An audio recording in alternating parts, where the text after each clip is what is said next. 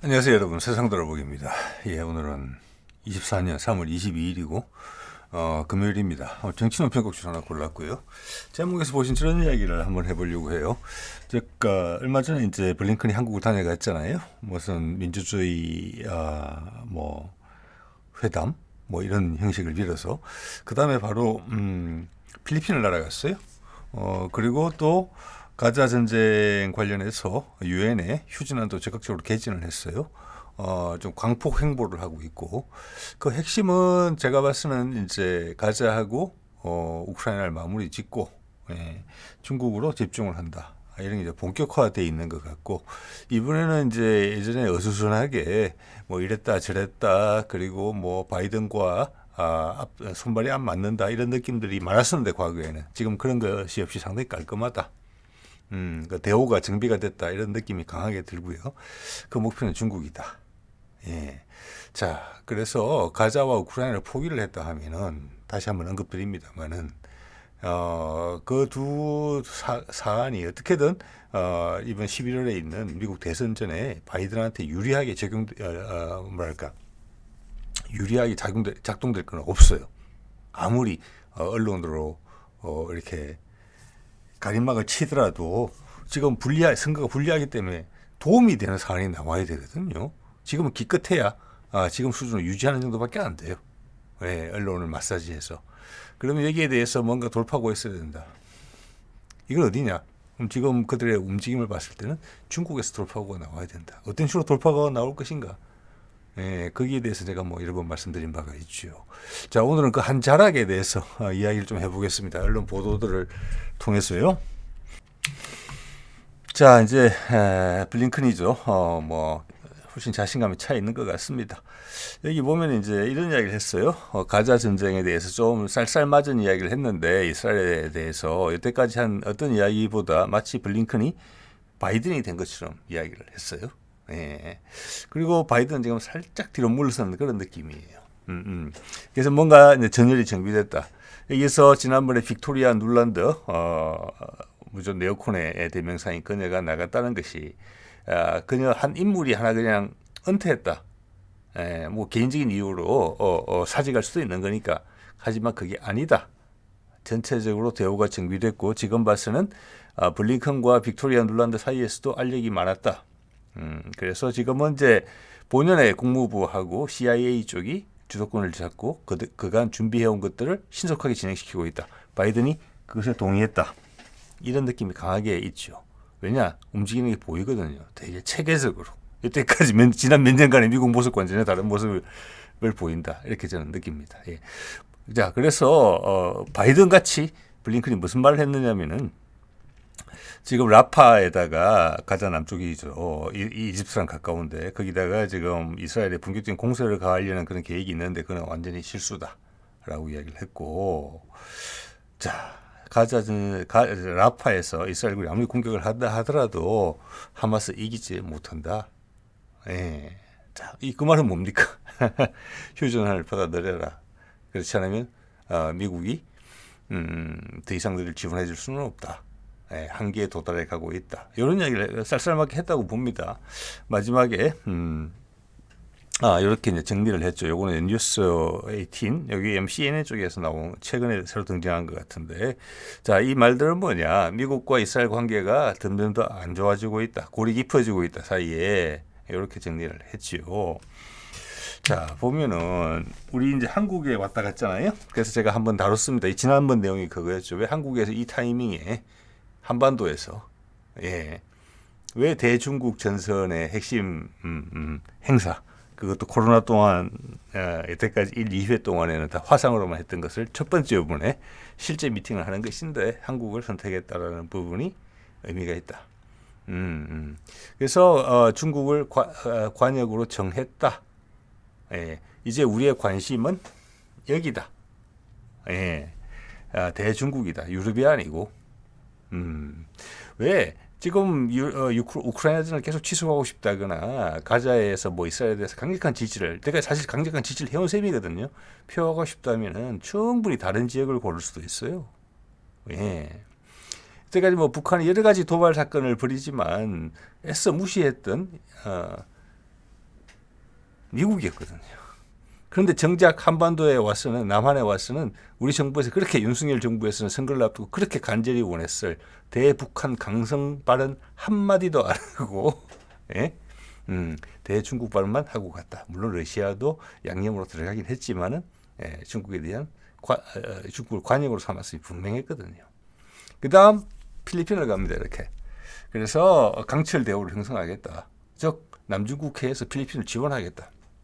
지금 두테르테 이후에 90년대인가 그때 이제 그 수빅만 하고 뭐 클라크 공군기지하고 미군 기지를 쓰고 있었는데 그거 다 쫓아냈잖아요. 필리핀 의회가 반대해가지고. 예. 그러고 나서 필리핀이 이제 경제도 일어나고 이러면 되게 좋은데, 예. 두테르테가 그 자기의 필리핀의 자존심, 옛날에 뭐 식민지 생활, 미국 식민지 생활 오래 했으니까 필리핀 사람들이 가슴 깊숙이 미국을 믿겠습니까? 그렇지만 그 이후에 살림살이를 스스로 잘 챙겨내서 자존심을 현실로 지원을 했어야 되는데 두테르테가 그렇게 하지 못했던 것 같습니다. 그래서 옛날 마르코스의 독재자 마르코스의 아들 미국으로 도망갔었고 거기에서 자라고 교육받은 마르코스의 아들이 이번에 다시 대통령이 되면서 자존심이 완전히 망가지고 현실 앞에 무릎을 꿇었죠. 그러면서 다시 9개의 기지인가 군사기지를 다시 조차 사용할 수 있게 빌려주는 걸 했죠. 자, 그래서 다시 필리핀이 미국의 품 안으로 들어온 거고, 미국이 이렇게 신경 써가지고 하는 것은 네, 남중국해에 면하고 있고, 필리핀이 가장 1번 주자로 나타날 수 있다. 중국과의 마찰에서. 즉, 필리핀이 제2의 우크라이나처럼 될 수 있다. 네. 오히려 대만보다는. 왜? 대만은 중상위권에 있는 나라거든요. 거기가 휘말리면 전 세계에 많은 문제가 생기게 돼요. 그들 생산하는 반도체부터 시작해가지고. 그렇지만 필리핀은 우크라이나랑 비슷하다. 아주 슬픈 이야기지만. 예. 그래서 일단 필리핀을 하나 골랐다 이런 생각이 들고 그 대통령이 바뀌는 데 있어서 미국이 많은 영향력을 행사했다. 그리고 베트남도 중국에 대해서는 악감정이 있죠. 물론 미국과도 싸웠지만 그 이후에 중국과 마지막 전쟁을 했죠. 예. 그리고 경제적으로 미국 쪽이 좀 더 친밀하기 때문에 거기도 필리핀과 군사적인 연대 관계를 올리고 있다. 거기다가 지금 태국도 예전에 미국이 지원하는 대통령 후보감이 태국으로 좀 들어와 있습니다. 그래서 이런 것들이 이제 지금 현격하게 강화되는 거죠. 그간 준비해 왔던 것들이 모양을 다 드러내는 것이죠. 그래서 블링컨이 한 바퀴 딱 도는 거죠. 이런 걸 통해서 우리 이제 며칠 전에 있었던 민주주의 정상회의의 목적 그때 추정했던 것이 좀 더 확실해진다. 예, 이렇게 보입니다. 예. 자, 그리고 러시아 선거 이야기를 한번 해볼게요. 어디 보면은 이제 바이든 자체가 그런 말을 했죠. 부정선거다. 서방에서 실어나르고 우리나라 언론에서도 서방의 이야기를 그냥 실어날랐고 이런 걸 자꾸 듣다 보면은 저게 그래 저렇게 높은 지지율로 될 수가 없어. 뭐 이렇게 하면서 부정적 인식을 깔 수 있는 건데. 이런 보도가 나온 것도 신기해요. 미국 사람으로서 러시아 선거를 참고한 사람이 이런 이야기를 했어요. 스티브 길이라는 사람인데 제가 찾아보니까 테네시주 출신이고 미국에서 제법 이름이 알려진 사람인 것 같아요. 위키피디아 검색하니까 그의 이름으로 따로 정보가 정리되어 있는 걸 볼 수가 있었습니다. 뭐 하원 의원, 국회의원 선거에도 나갔었고 정치 평론 쪽을 많이 했었고 또 라디오 방송에서도 그 정치 평론가로 일을 했던 사람이에요. 그러니까 이것저것 아무것도 아닌 사람 전혀 아닙니다. 자, 여기서 한 이야기는 뭐냐. 러시아의 선거가 매우 투명하게 벌어졌다. 예. 자, 이 사람의 말을 제가 굳이 인용하는 것은 러시아 부정선거 분위기에 제가 뭐 말을 하나 의견을 드리고 싶고 사실 기반으로 또 이 사람이 제법 욕이라는 말을 해요. 오늘 주제와 상관해서. 예, 그 이야기를 또 드리려고 하는 겁니다. 예. 제가 처음에 러시아 이야기를 들었을 때, 선거 이야기를, 부정선거 이야기를 들었을 때, 좀 말이 안 되는데? 이런 생각이 들었던 것은, 그 전에 이미 서방 언론에서 러시아 내부의 그 여론조사 결과를 여러 번 보도를 했었거든요. 예, 그때 아무 소리 없었어요. 80% 이상의 지지율 그때도 나왔었거든요. 그래서 저도 야 이게 그 뭐지 모닝 컨설트에서 미국의 모닝 컨설트 여론조사 기관에서 이걸 하게 되면 모디보다도 현재 1위가 모디거든요. 70% 이상 항상 지지율이 인도 말입니다. 그보다 높겠다 이런 말씀 드린 적도 있어요. 그런데 사실 선거 결과가 똑같이 나온 거거든요. 근데 그걸 바로 부인하더라고요. 뭐 세상에 얼마나 영향을 줬는지는 모르겠습니다만 어쨌거나 그의 이야기를 한번 들어볼게요. 자, 우리도 또 선거를 앞두고 있잖아요.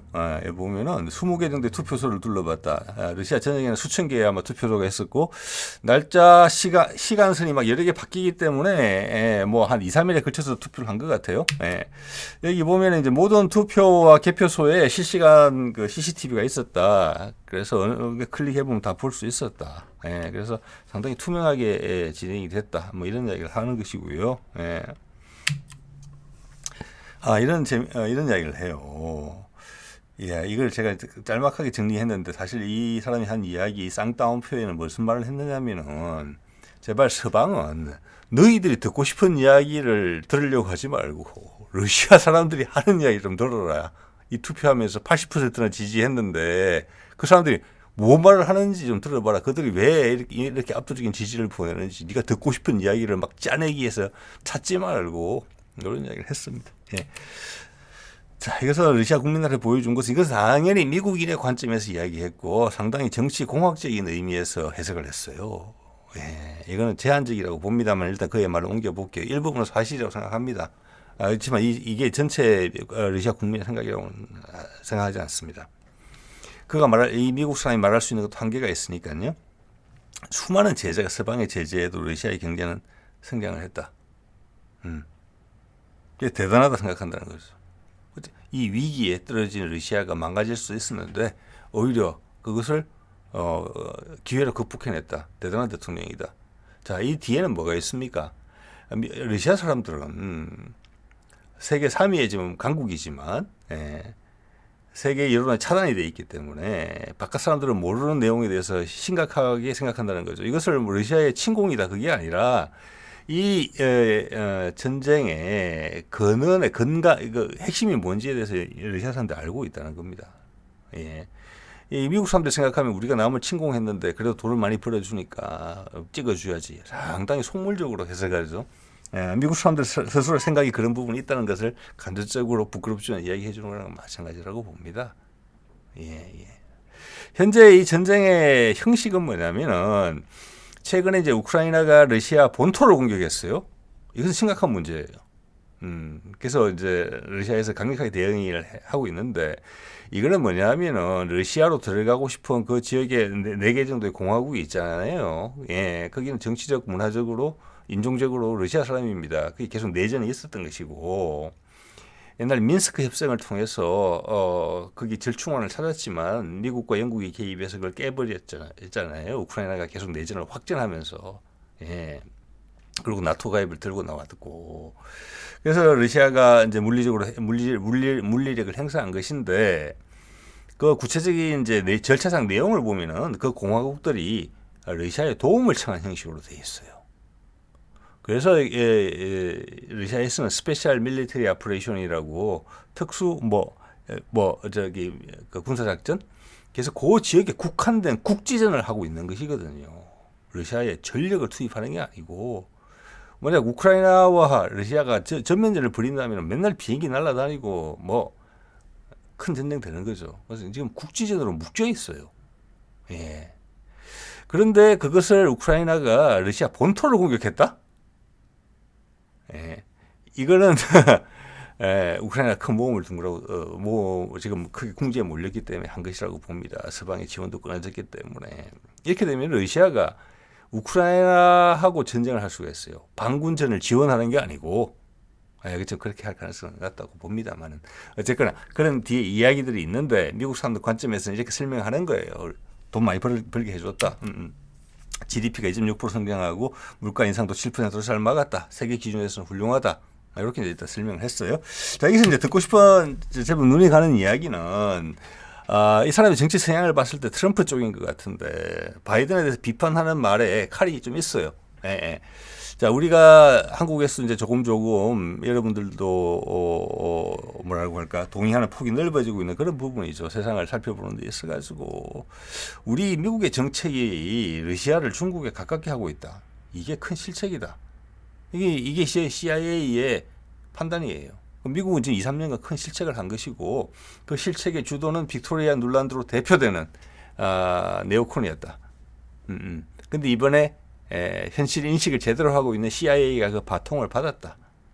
그래서 지금 이 사람이 비판하는 이 스티브 길이 비판하는 이 내용은 바이든이 접수했다는 겁니다. 그리고 이번 가을 선거에 이겨야 되기 때문에 이걸 뒤집기를 지금 하려고 한다. 그러면 많지 않은 시간에 할 일이 많다.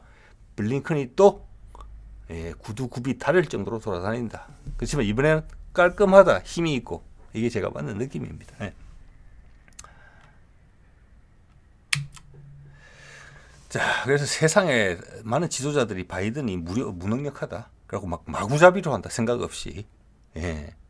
그리고 그의 정책이 뭐 지금 빚 엄청나게 내서 사실은 전쟁을 치른 거잖아요. 다른 기회도 있었는데 4차 산업으로 넘어갈 수 있는 뭐 수소 경제니 뭐 그린 에너지 이런 거 다 스톱시킨 거잖아요, 지금. 네. 그래서 지금 전 세계 전기차 업계가 희한하게 된 것이고 그 자체도 지금 중국한테 따라잡혔잖아요.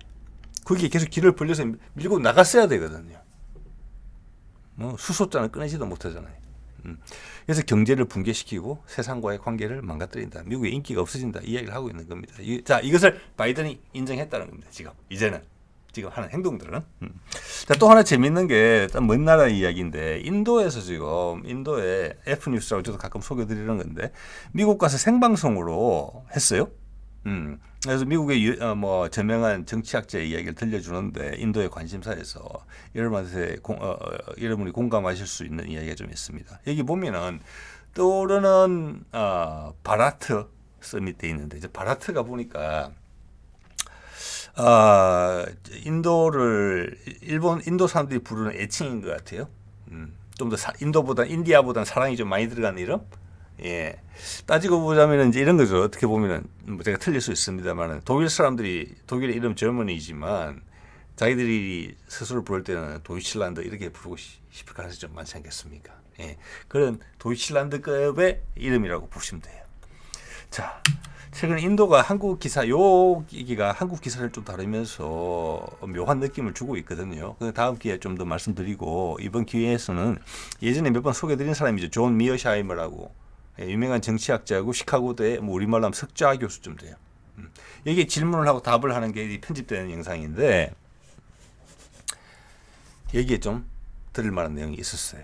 그래서 핵심 내용은 뭐냐 이겁니다. 지금이 단극화 시대냐 미국 주도의 패권 시대냐 아니면 이미 다극화된 거냐 여기에 대해서 미어샤이머는 지금은 다극화된 것 같다라고 대답을 합니다. 단극화는 1991년 구소련이 붕괴된 이후로 2017년까지였다. 그 이후부터는 지금 다극화됐다.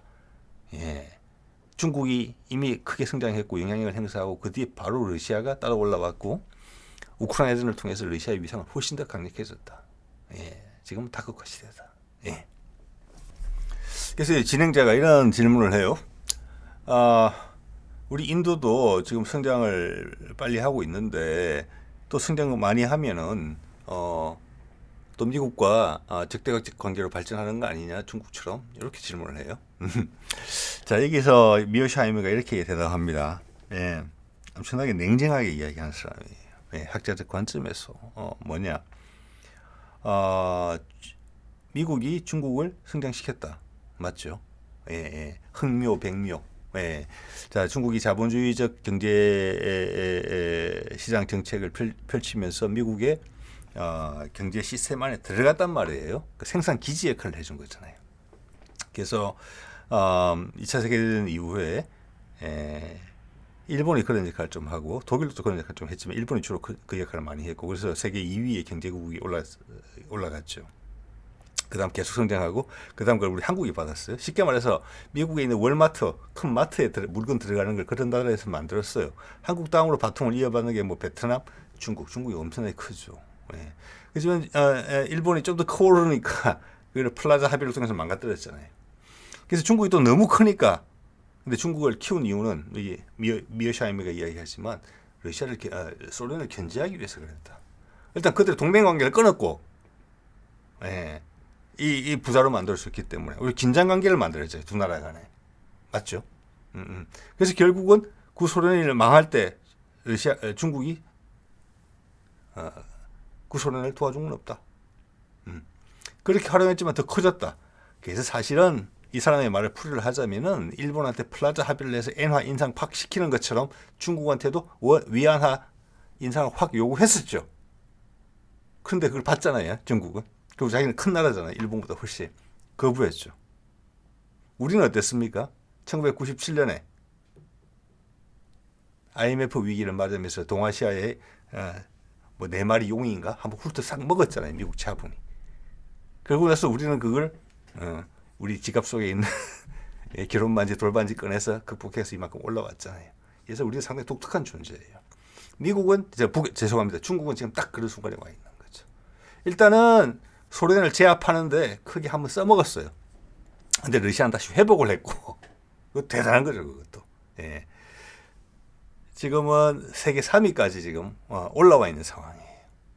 자, 그러면서 미어샤이머 이야기는 지금 인도는 미국과 궁합이 맞는다면, 손을 만약 잡는다면 미국의 강력한 지원을 받을 수 있다라는 이야기를 하고 있는 거예요. 왜? 중국을 견제해야 되기 때문에. 자, 여러분 여기에 들어오면 이제 이야기가 좀 묘해지는 거예요. 이 사람이 이런 이야기까지 하지는 않지만 지금 러시아가 올라와 있죠. 제가 한반도에서 종전선언이라는 것이 러시아와 미국의 타입이라고 봤거든요.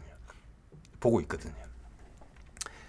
자, 인도는 지금 브릭스를 통해서는 중국과 러시아의 손을 잡고 있고, 또 다른 경제적인 여러 가지 또 군사적인 쿼드 같은 군사적인 또 조직에서는 미국과 손을 잡고 있어요. 그래서 양다리 전략을 펼치면서 가운데서 중립을 지키려고 노력하고 있는 거거든요. 그럼 현재 겉으로 드러나기로는 되게 이해관계 위주로 한다.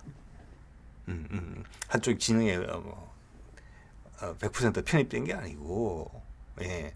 자, 그런데 여기서 이 이야기를 하는 거예요. 미어샤이머는 만약 한반도 종전선언을 통해서 겉으로 드러나지 않지만 진심으로 러시아와 미국이 화해를 하게 되면은 인도의 고민은 아주 없어지는 거예요.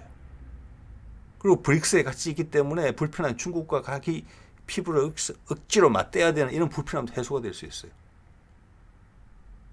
그냥 미국하고 친해지고 러시아하고 잘하면서 중국과 소원해지면 되는 거예요. 그런 선택을 해주면 되는 거예요. 그래서 인도는 좋은 일밖에 안 남는 거예요. 그렇죠? 미국의 투자를 받을 수 있고 중국과 불편한 관계를 안 맺을 수도 있기 때문에. 그래서 이게 종전선언을 통해서 러시아와 미국이 화해를 한다는 것은 전 세계 지각 변동이 일어나는 것이고 중국은 바로 포위가 되는 겁니다. 그들이 그렇게 노력해왔던 1대1로 이게 다 끊어지는 거예요. 예. 러시아는 그냥 하던 거 그냥 계속 하면 돼요. 그렇지만 비중이 계속 떨어질 거예요, 중국이. 요거를 요번에 미국 CIA가 모를 리가 없잖아요. 어디를 건드리면 중국이 아파하는지 이미 다 파악하고 있을 거예요. 단지 정책적으로 행사하지 못했다. 네오콘 때문에. 근데 선거를 눈앞에 두고 바이든이 마음을 고쳐먹었다. 진짜 선거에 이기고 싶다. 이런 게 지금 보이는 거죠. 이 이야기 해주는 거예요. 러시아하고 미국하고 화해를 하면 인도는 엄청나게 편해요. 경제적으로도 정치적으로도. 예. 그럼 중국을 고립시키겠다는 미국의 목적과도 너무나 일치돼요. 그러니까 우리가 봐도 안타까운데 빌 번스 같은 CIA 국장이나 이런 사람들은 얼마나 거기에 있는 첩보부의 핵심 브레인들은 얼마나 마음이 답답했겠습니까? 새까맣게 탔을 수도 있어요. 그래서 지금 전격적으로 정확하게 움직이는 겁니다. 빅토리아 눌란드가 나간 다음에. 네. 이렇게 되면 중국 많이 힘들어질 수 있어요. 중국으로 가던 게 인도로 다 갈 수 있거든요, 지금. 그 상황을 유럽의 많은 나라들이 경제가 어려워진 계속 전 세계에서 차지하는 경제력의 비중이 줄어들고 있는 G7이 이거를 싫다고 하겠습니까? 아니면 좋다고 하겠습니까? 좋다고 하겠죠. 호주는 어떻게 생각하겠습니까?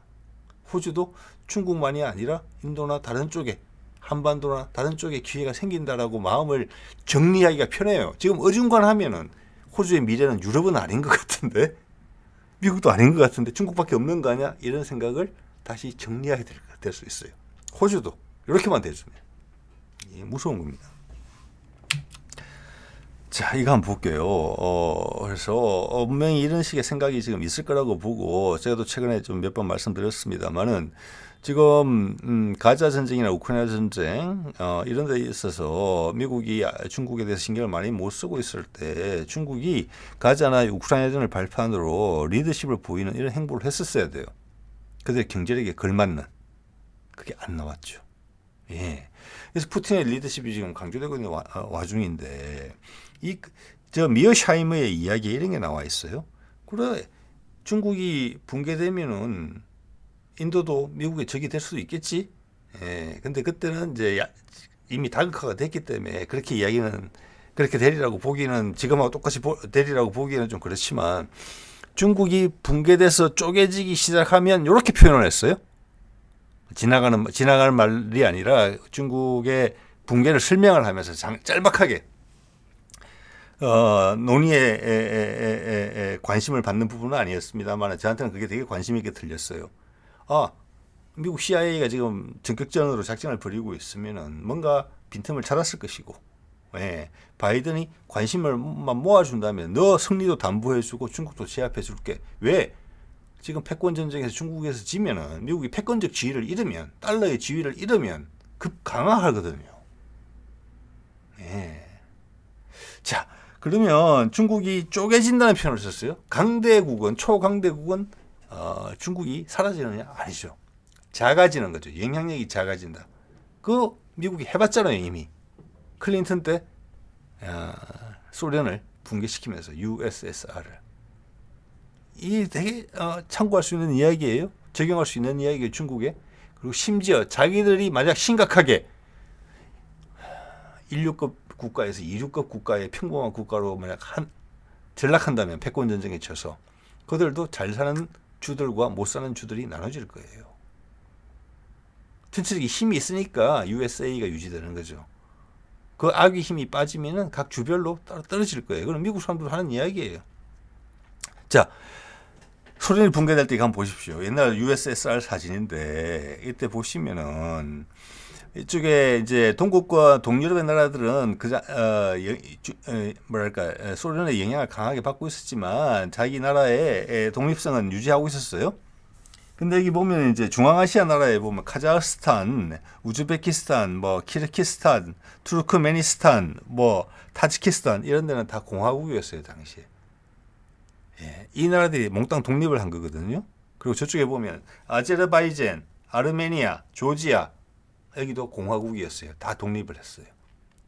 소련이 붕괴되고 나서. 저쪽으로 가볼까요? 저기 보면 에스토니아, 라트비아, 뭐 리투아니아, 뭐 벨라루시, 우크라이나, 몰도바까지 여기들도 구소련의 일부분에다가 독립한 국가예요. 예. 자, 이런 식으로 해서 나라가 힘이 약해진 거고 쪼개진 거잖아요. 내가 힘이 없으면은 그 강력한 독립을 원하는 민족 국가들이죠. 거기가 생겨나게 되는 거예요. 예. 그러면 중국은 어떻게 될 것인가? 중국도 그림 쉬워요? 이미 뭐 여러 번 입지를 해가지고 어디가 독립을 하고 싶어 하는지는 전세가 다 알고 있는 거 아니겠습니까? 예. 볼까요? 예. 일단 대표주자로 들 수 있는 것은 티벳. 많죠. 티벳은 티벳뿐만이 아니라 그 장족이라고 그래가지고 중국의 소수민족 중에 인구가 제일 많은 곳이에요. 그것도 어디 남쪽에 어디 성에 집중돼 있어요. 거기도 독립할지 몰라요. 예. 아니면 티벳에 가서 붙을 수도 있고. 예. 그다음 신장 위구르 지역, 위구르족 신장. 저기는 회교도죠. 회교도 이슬람. 저기도 독립할 가능성이 크고, 당연히 내몽골도 독립할 가능성이 크겠죠. 몽골과 붙어버리겠죠. 예. 자, 그러면 이 동북 삼성을 보세요. 해룡광성, 길림성, 용영성 이런 쪽이 있는데, 예전에 비해서 중국 경제에서 차지하는 비중이 저기가 많이 줄었어요. 인구도 줄고 있어요. 경제가 안 좋으니까 다들 빠져나가는 거예요. 예, 조선족들이 여기서 먹을 만하면 우리 남한으로 오겠습니까? 그 양반들이. 예. 자, 그래서 여기 보시면은 길림성하고 내몽골이 독립을 한다 그러면은 그죠? 그리고 길림성에 뭐가 있습니까? 조선 쪽 자치주가 있어요. 전체 인구는 200만. 제가 저기 이렇게 쉼표로 동그라미 친 부분이 조선 쪽 자치주입니다. 저기 한 200만, 조선 쪽이 한 30%, 한 60만. 그런데 이쪽으로 이주해요 많은 사람들이 산동 지역 사람들이라고 해요. 그 말은 예전에 고조선 영역에 있는 사람들이에요. 예, 우리 한국에 와 있는 화교도 많은 사람들이 보면 산동반도에서 온 사람들이에요. 예, 그것은 뭔가 문화적으로 우리하고 친밀도가 있다는 거예요, 인종적으로. 저기 옛날 고조선 영역의 핵심이잖아요. 지금 베이징, 산동, 허베이성 이런 데가 지금 내몽골 있는데 무슨 사막이고. 예, 예. 자, 그래서 일림성 같은 데는 인구가 60만이고 지금 한족하고 많이 섞여 있다지만 그 한족들도 산동성 출신이기 때문에 우리랑 되게 문화적 친연도가 높아요. 예. 자, 그러면 그냥 뭐 저 정도 인구로 가지고 독립할 수도 있겠지만 사실 부족하잖아요. 부족한데 저기 티베트, 신장, 내몽골하고는 다르죠. 인구라는 면에서 그렇고 어떤 종교적인 부분 또 역사적 관점에서 좀 그렇죠. 우리 물론 간도권이 있긴 하지만 그런데 만약 이번에 이제 러시아와 미국이 화해를 해서 한반도가 소통이 된다. 그럼 저기에 엄청나게 경제적인 수요가 폭발하겠죠. 전 세계에서. 엄청난 투자처가 생기겠고 그것을 오히려 있는 것보다 더 과장할 수도 있어요. 만약 바이든이 이 선택을 한다면 그래야지 선거에 이기니까. 그렇죠? 그냥 지금처럼 우크라이나전 빠져나오고 가자전 빠져나오고 맞는 소리 하면서 득표에 도움이 안 될 수 있어요. 지금 선거를 지고 있기 때문에. 이기고 있으면 현상 유지만 하면서 여론을 언론으로 마사지하면서 하면 되지만 지금 지고 있으니까 이걸 역전시키려면 빵빠레가 울려 퍼져야 된단 말이에요.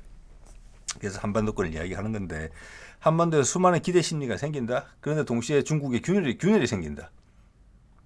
그러면 조선족 자치주는 우리는 스스로 독립할 정도의 규모는 안 되지만 본국과 연결돼 있어요. 네. 근데 저기가 잘리면 저기 내몽골이 다시 몽골로 돌아간다고 치면 이 해룡강성은 하늘에 붕 떠요. 네, 있으나 마나한 주예요. 저기는 내몽골에서 가져가거나 러시아에서 가져가거나 우리 한반도에서 가져가거나 한반도가 제일 가능성이 높다고 봐야 되겠죠. 네. 그러면 용영선도 흔들릴 수 있어요. 네.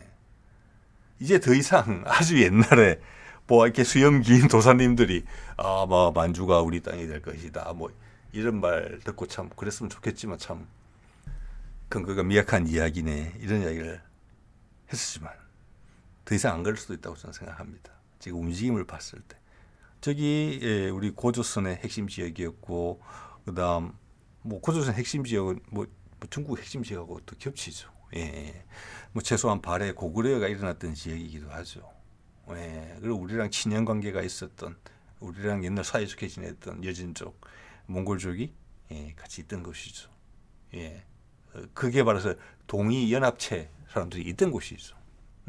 그게 지금 힘을 받을 수 있을 거라고 봅니다. 그래서 제가 아까 산동반도 말씀드린 것처럼 지금도 중국의 장족이나 티베트 쪽 이런 데 사람들 보면 물론 위구르족은 아니지만 그 소수민족의 많은 부분들이 지금은 조선족과 분류돼 따로 떨어져 있지만 사실은 되게 같아요. 문화나 언어적인 면에서.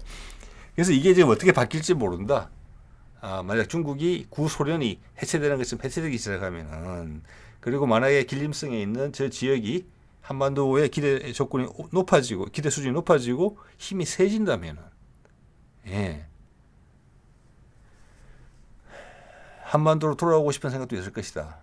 그렇게 되면 저기에서 우리가 동시다발적으로 촉발적으로 벌어질 수 있다. 절대 면적과 인구가 작기 때문에 티벳이나 내몽골, 신장처럼 독립국가 이야기가 세게는 못 나올 것이다. 이렇게 추정할 수는 전혀 없다. 오히려 다른 데를 촉발시킬 수 있다. 티벳, 신장, 내몽골 아닌 다른 지역들, 우리 예전에 소위 말하는 중국 기준으로 따지면 구이족, 동이족에 연계된 선들을 해서 그 기대감을 반영하면서 독립의 바람을 탈 수가 있다. 내가 세상에서 고립됐는데 중국이나 틀에서 벗어나서 독립국가 만들면 될까? 인구도 이거밖에 안 되고 경제적 기반도 없는데. 그런데 우리와 친연성을 가진 강대국이 옆에 있다. 달라질 수 있다고 봅니다. 그리고 그게 패권 전쟁에서 이기고자 하는 미국이 바람을 계속 넣는 것이라면 더할 나위 없는 희한한 경우가 생길 수도 있다. 예. 더 이상 근거 없는 뜬금없는 소리는 아니다. 수십 년 전부터 그런 이야기가 나왔지만 가능성이 있다. 그냥 해볼 수 있을 것 같아요. 그래서 미국이 원하는 것은 이 라인이다. 지금 타이완을 직접 건드리는 것은 위험하다고 봅니다. 실제적으로. 예. 그렇지만 한국이 한반도를 소통시켜서 한반도가 스스로의 선택으로 정치 외교적인 선택으로 미국의 편에 서겠다. 그리고 그 뒤에 러시아라는 물주가 있다. 중국이 뭐라고 할 말 없을 거예요. 왜? 그 기회는 중국한테 열려 있을 거니까. 동북 삼성을 통해서. 그렇죠? 네.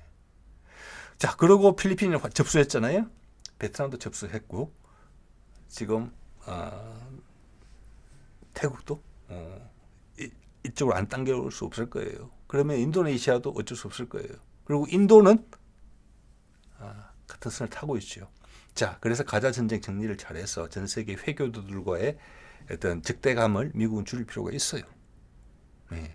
자, 저렇게 하면은 대만을 손을 굳이 안 대더라도 미국 사람들이 말하는 컨테인먼트, 예, 가둘 수 있는 거예요, 중국을. 이러면 중국 엄청나게 압박받을 거라고 봅니다. 여기서 오히려 제일 미국 입장에서 제일 어려운 것은 일본의 동의를 강요해내는 거. 그래서 지금 기시다를 4월 10일 날 미국에 부르는 게 저 이야기랑 상관이 있지 않느냐. 미국은 분명히 이 라인을 형성하기를 원할 것이고 여기에 있어서 이건 문재인 때부터 약속된 거라고 봅니다. 그때 러시아도 충분히 공감대가 있었어요. 그래서 한국이 공군력과 해군력을 강화시키는 거예요. 예. 미국은 힘이 빠져가잖아요. 미국은 이제 우아하게 늙어가는 선택을 할 수 있을 따름이지 옛날처럼 되지는 못해요. 폭망하느냐 우아하게 늙어가느냐. 지금 우아하게 늙어가는 것을 선택하려고 하고 바이든은 그 과정에서 본인의 재선을 이뤄내려고 하는 거예요. 폭죽을 터뜨리면서. 그럼 이 라인에 있어서 우리가 군사적인 역할을 해줘야 된다는 거예요. 지금 뭐 지상군은 막강하죠. 그렇지만 해군력은 좀 더 필요하다는 거예요. 이 영역을. 물론 혼자 하는 건 아니겠습니다만. 자, 그 와중에 지금 패권 경쟁을 하는 바람에 어떻게 보면은 내부적으로 내상을 입은 부분이 있다. 중국이 외상이 아니라. 그게 뭐냐? 반드시 거쳐가야 됐을 부분들을 못 거쳐갔다. 나라가 성장하는 데 있어가지고. 일단 경제적으로는 지금 단기간에 폭발적인 성장을 했기 때문에 예전에 우리가 IMF 맞았을 때처럼 거품이 많이 꼈을 거예요. 예. 물론 그때는 외세가 들어와서 우리를 털어냈지만 그건 내부적으로도 한번 해결됐었어야 되는 문제예요. 극복이 돼야 되는 문제. 예. 그런 문제가 지금 바깥에서 오는 강성 기조 때문에 눌려 담아져 있다. 예. 그리고 중국이라는 경제 자체가 스스로 너무 크다. 또 그 위안화 인상이 아마 그런 요구였을 거예요. 그게 거품을 중국 내부로 봤으면 거품을 꺼져야 되는 상황이거든요. 그게 지금 안 되고 그냥 넘어갔다. 즉 그 문제가 계속 누적되고 있다. 그렇지만 바깥으로 뻗어나가지는 못했다. 1대1로 대표되는 그 계획으로. 왜? 전 세상이 지금 경직돼 있으니까. 사실은 중국이 풀어냈어야 된다. 그걸 정치 외교력으로. 이미 패권 경쟁에서 이겼어야 된다. 중국이 그 덩치를 계속 부풀리면서 살 수 있으려면. 그런 면에서는 미국의 패권 경쟁이, 패권 투쟁이 어느 정도 성과를 냈다 이렇게 볼 수도 있어요. 예. 자, 그래서 경제적으로 내부에 지금 농하고 있는 부분이 있을 것이라는 것을 짐작할 수가 있어요. 예, 밖으로 표현은 안 되지만. 두 번째는 정치적으로 우리가 겪었던 4.19 혁명 같은 거, 그리고 80년대에 있었던 뭐 광주 민주화 투쟁 같은 것을 겪으면서 그게 사실은 87년 6월 항쟁으로 꽃이 핀 거거든요. 그중에서 부마 항쟁들이 다 디딤돌이 돼가지고 그러면서 우리가 정치 세력하고 타협을 하면서 계속 민간 국민이 정치적 진전을 주도했죠. 정치권이 그러면서 계속 신선해졌고, 그거는 이 세상에 그런 유례가 없어요. 우리나라가 정말로. 예. 지금도 얼마 전에는 박근혜 정부를 탄핵을 시켜버렸죠. 물론 여러 가지 국제적인 흐름이 있습니다만 우리가 주도적인 역할을 해서 우리가 그런 의지가 있었기 때문에 가능했던 일이에요. 안 그랬으면 여러 가지가 놀아났을 가능성이 높아요. 중국이 과연 그렇게 할 수 있느냐. 그런 단계를 여러 번 건너뛰어 이미 경험했었어야 되는데 이런 패권 구도, 경쟁 구도 때문에 오히려 시진핑의 통치 스타일, 중국 공산당의 통치 스타일이 도전받지 못했다. 도전받지 않았다. 그래서 거기에 대한 여러 가지 불만 요인들로 내재되고 있다. 그래서 중국 사람들이 스스로 힘을 발견할 수 있는 기회를 잃어버렸다. 문화적인 것은 더 쉽다.